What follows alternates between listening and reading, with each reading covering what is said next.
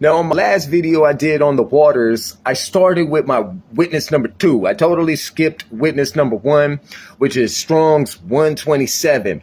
And it too means land, but more importantly, it means husband and man. Okay? Now, when you get to Adam, you know, he was the created spring, as I discussed in my last video. Adam was put in a special place because he was selected, as I said, and there's evidence of this when Cain gets kicked out. Cain begged the Lord. He said, "No, man, you can't kick me out. The flood will get me." And if you familiar with Cain's lineage, it leads to a man called Tubal Cain, and Tubal means earth. So anyway, I just want to get into this thing, man. I got more witnesses about the waters here because that's what I'm on now. So here we have Habakkuk 3:8, okay? And what it says is, "Was the Lord displeased against the rivers? Was thine anger against the rivers? Was thy wrath against the sea? That thou didst ride upon thine horses and thy chariots of salvation." Okay, so clearly we have the Lord displeased with the rivers and the sea. Okay, this is the flood, in which it'll detail here in a bit. So there's number 1. I got quite a few to run through real quick. Let me see.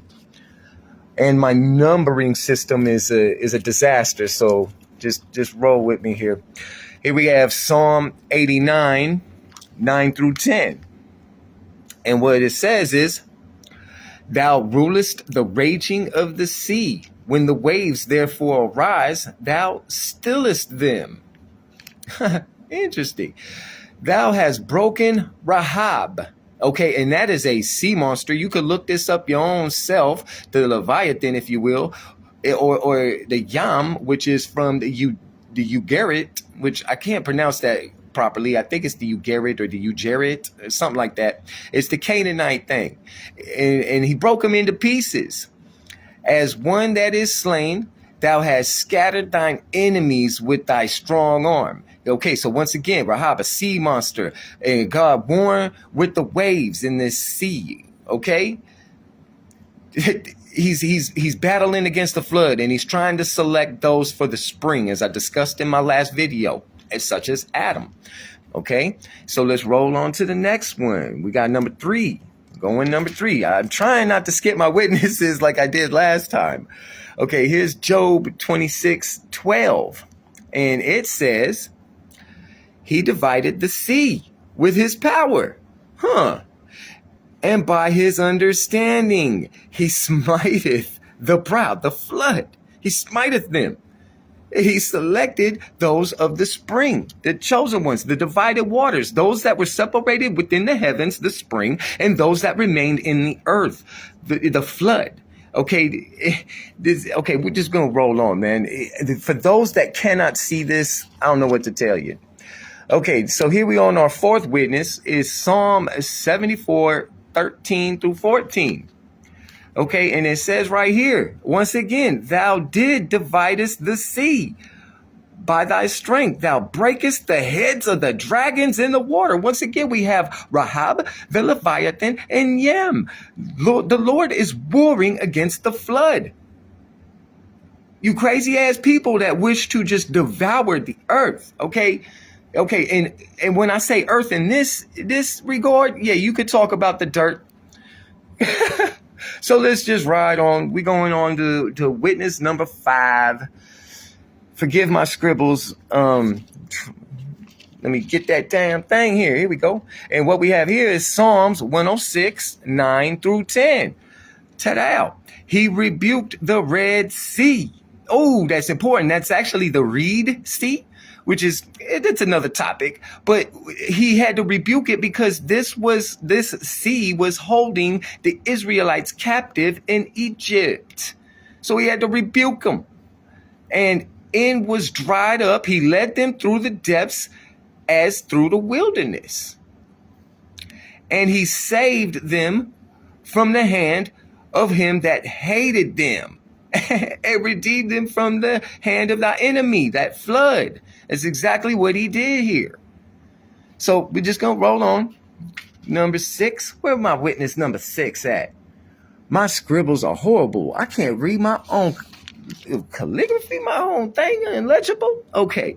Psalms 114, 1 through 5. Okay. And what we have here is when Israel went out of Egypt, the house of Jacob, from the people of strange language. That strange language, man, that's that Babylonian nonsense they be talking about. A current day explanation would be, you need your Cornholio 19 vaccination. And they don't understand things like mRNA, CRISPR-Cas9, nanoparticle. Okay, that's a strange language.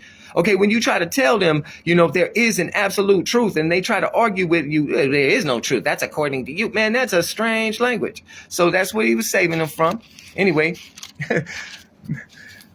Judah was his sanctuary. Forgive me, I'm trying to read this through the screen. It's very confusing for me. Okay, and Israel, it's like trying to stare through bifocals or something. It's very like that straw in the water. Okay, in Israel, his dominion. The sea saw it and fled. That's right. He picked them out. And the flood fled from the spring. And Jordan was driven back. Now, this is important because the Jordan, it means, I think, did I put it on my thing? Anyway, you can look that up yourself. That's sort of a separate topic, but it's in relation. But this is what was keeping them from entering the promised land. And no, Israel is not no nation. It's not no little chunk of land. Okay, that's man dirt clods. Okay, and the mountains skip like rams, and the little hills like lambs. And I lead thee, O thou sea, that which had fleddest. Okay, the waters receded. Okay, anyway, thou Jordan, thou was driven back. Yes, these waters were pushed back because they going up into the promised land. Okay, and this is also detailed in Elijah and Elisha with that mantle thing that they was carrying around. Okay, they had like passage or something. So anyway, rolling on to witness number 7. What we got over here? It's way over here. So they in the promised land, the waters receded, they bounced, they got up out of there because that's Israel. And Israel means he who wrestles with God, such as myself. I ain't no Christian, I ain't no Catholic, I ain't none of these man-made traditions. Okay, I am Quadeshim, I am a Nazarene. So anyway, I digress. And I saw a new heaven and a new earth. And for the first heaven and in the first earth were passed away, and there is no more sea. Oh, that's a good one. That's strong right there. So, just kind of making my point. Let's roll on to my 9th witness and see what we got up in here. Like I said, I'm just rolling through this. For those that can't see it, I don't know what to tell you. Okay, for I am man under authority, having soldiers under me, and I say to this man, go and goeth, go and he goeth, and to another come and he cometh, and to my servant do this and he does it. My bad. I am on the wrong verse. Why did I mark that there? We need 23 through 27. Excuse me. I was wondering why that didn't make sense. Like I said, I'm trying to do this through my whole screen. I don't play with my phone, so I don't know what the hell I'm trying to do here. It's very disorientating. And when he entered onto the ship, his disciples followed him. And behold, arose a great tempest in the sea, insomuch that the ship, the ark, or the tabernacle, okay, whatever you want to call this thing, was covered with the waves. But he was asleep. And his disciples came to him and woke him, saying, Lord, save us, we perish in the flood. And he said unto them, why art thou fearful? Why are you so little faith? Do you not know of my secret place? Do you not understand the tabernacle? Do you not understand my clothing in which I gave your nakedness? Anyway, then he arose and rebuked the winds and the sea. And there was a great calm. But when the men marveled, saying, what manner of man is this, that even the winds and the sea obey him? It's because it's absolute truth. I'm going to give you a quick little example. When David was battling Goliath, okay, that was a little 12-year-old kid stepping to the giant of the land with the rock. Who is the rock? Whose name goes on your forehead? What did he do with the sword? Okay, all of these things are so amazing, and that's because the sea obey him. Anyway, and when he come into the other side of the country, oh, I think that's it. That's all we need right here. That in the seas obey him, period. I'm sorry for this ending here. It's all ate up, I know. So let's just roll on to the 10th one. I really fumbled that one, y'all. Sorry. Anyway, I don't practice none of these things before I do them. I just do things, man. So here we are on Matthew 14, 24 through 33. All right. But the ship was now in the midst of the sea, tossed with waves, for the wind was contrary. And the fourth watch of the night, Jesus went unto them, walking on the sea, just as God put his face above the waters. Same thing. All right. And when the disciples saw him walking on the sea, they were troubled, saying, is it a spirit? And they cried out for fear. But straightway Jesus spake unto them, saying, be of good cheer, it is I, be not afraid. And Peter answered him, this is my favorite right here. This is my favorite thing right here. Peter answered him, saying, Lord, if it thou be come unto thee unto the water. And he said, come. And when Peter come down out of the ship, he walked on the water to go to Jesus.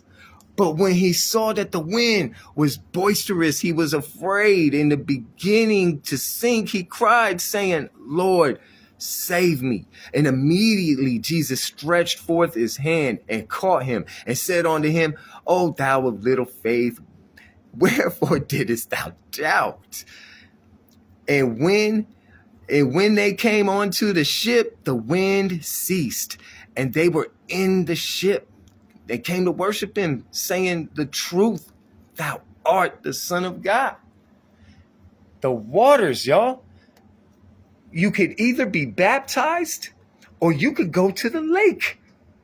That's how this thing is. And Adam is mankind from the spring, chosen from the flood to be God's people. Like I said earlier, Cain said, don't kick me out, man. The flood gonna drown me. And like I said, that's all I'm gonna say. This is an amazing study, and I'm sure I'm gonna keep it going because why not? Look at all the witnesses I have.